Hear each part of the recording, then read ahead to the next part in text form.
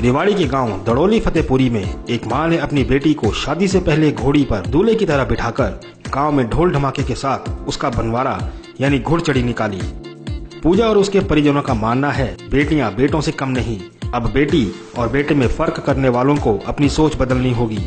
पेशे से लेक्चरर गांव दड़ोली फतेहपुरी की पूजा की आज शादी है, लेकिन पूजा के पिता और भाई ना होने के कारण मां ही सारी जिम्मेदारियां संभाल रही है। मां की इच्छा अनुसार पूजा को शादी से पहले घोड़ी पर दूल्हे की तरह बिठाकर गांव में उसका बनवारा यानी घुड़चड़ी निकाला गया।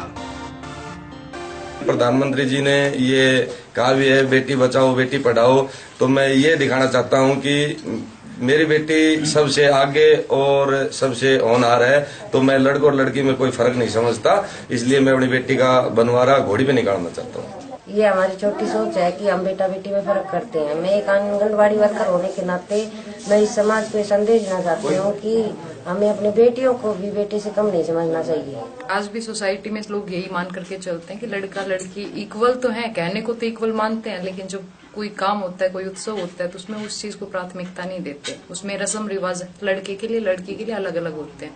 तो मैं आज ये एक एग्जाम्पल सेट करना चाहती हूँ अपनी सोसाइटी के लिए, अपने गाँव के लिए, कि लड़का और लड़की कहने में इक्वल नहीं है, वो रस्म रिवाज हर चीज में वो इक्वल है। मोहिंदर भारती, हिमाचल अभी रेवाड़ी।